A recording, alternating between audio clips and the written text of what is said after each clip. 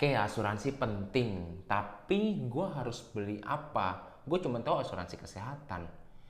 Gue rasa itu pemikiran kalian yang sebelum datang ke video ini. Cukup banyak yang tahu kalau asuransi kesehatan penting, terus buat apa gue punya yang lain? Dan apa sih asuransi yang lain itu? Hari ini gue akan jelasin di video ini asuransi berdasarkan prioritas.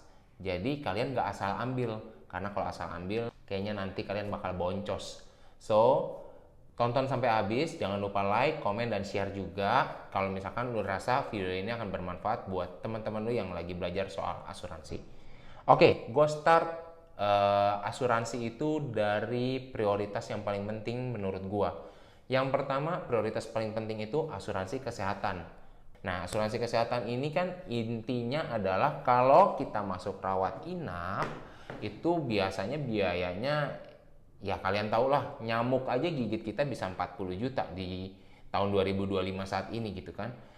Ya, kalau misalkan 40 juta mungkin nggak, beberapa orang ya pasti berasa lah mau dia orang cukup ada ataupun enggak. Lebih enak kalau 40 jutanya itu dibayarin sama pihak ketiga kan.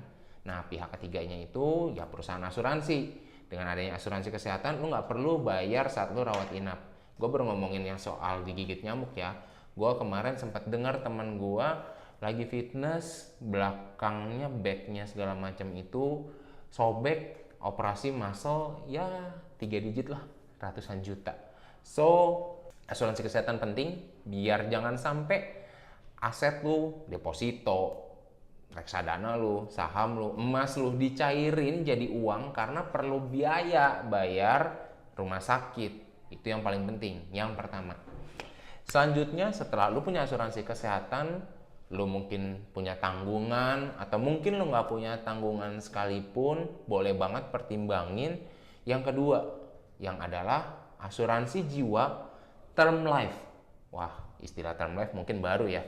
Jadi asuransi jiwa term life ini adalah asuransi jiwa yang biasanya dibayar periodenya pendek, maybe 5-10 tahun doang, tapi di cover sampai umur tertentu.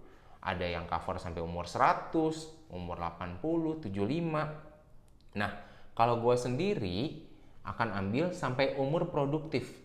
Misalkan gue merasa gue akan produktif sampai umur 60, gue akan ambil asuransi jiwa term life sampai umur 60 dengan nominal yang besar, namun biasanya harganya tuh lebih rendah daripada yang di cover seumur hidup atau katanya di cover sampai umur 100. Nah, dengan asuransi jiwa term life ini lu bisa maksimalin. Amit-amit, contoh si A punya tanggungan, nggak harus keluarga, bisa jadi mungkin adik, orang tua, atau mungkin kerabat terdekat yang bergantung sama kekuatan ekonomi dari orang tersebut, akan terbantu dengan adanya asuransi jiwa term life tadi. Bayar lebih murah, di covernya lebih mahal. Seperti itu. Jadi, habis asuransi kesehatan, ambil asuransi jiwa term life. Sehingga nggak boncos. Oke, setelah di cover dua hal ini, gue pengen ngomongin satu asuransi yang cukup menarik. Namanya asuransi sakit kritis. Wah, sakit kritis gimana Ton? Bukan udah di cover di asuransi kesehatan? Oke, gue jelasin. Sakit kritis itu contoh lah ya, misalkan kita ngomongin stroke. Sehingga otomatis saat kena sakit stroke harus dirawat inap.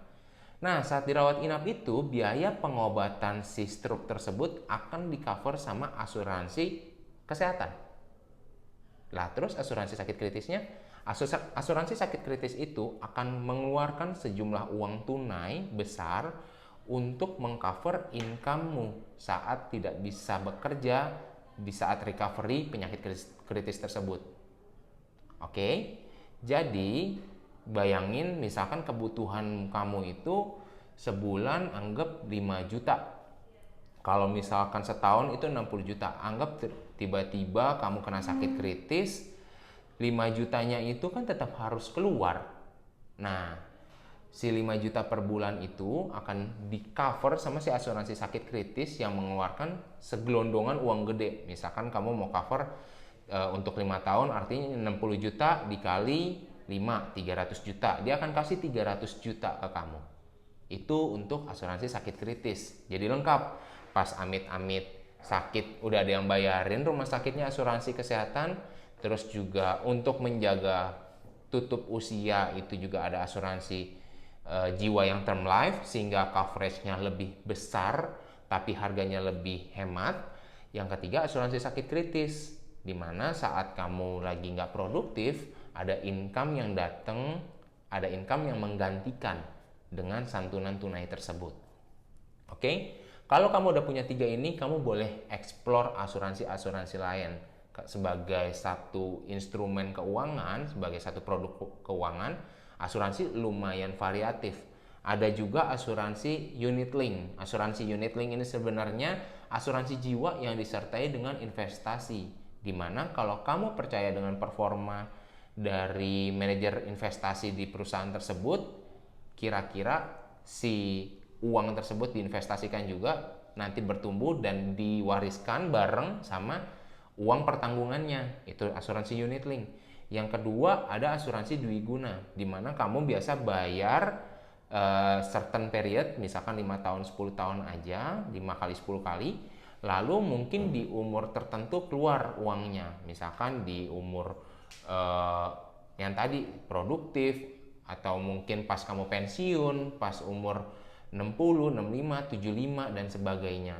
Itu asuransi dwiguna, mengeluarkan nilai tunai yang sudah dijaminkan. Jadi beda, unit link investasinya tidak dijaminkan, dwiguna itu sudah dijaminkan untuk nilai tunainya. Setelah itu ada juga asuransi lain, asuransi aset, asuransi mobil, asuransi rumah, asuransi mungkin juga pas kita mau berpergian mengasuransikan experience kita ya dengan asuransi travel. Kurang lebih begitu. Sebagai penutup, gue cuma mau bilang asuransi itu bagus kalau lu udah pertimbangin matang-matang. Kalau misalkan lu bingung gimana untuk mempertimbangkannya, lu boleh langsung klik aja link di bawah, kita boleh ngobrol, no string attached, kita ngobrol aja sesuai dengan kebutuhan lu. Kalau misalkan lu rasa ini satu hal yang menarik, lu mau ambil boleh, enggak juga nggak apa-apa. Thank you yang udah nonton sampai habis. Jangan lupa like, comment, share, dan subscribe. And I'll see you in the next video.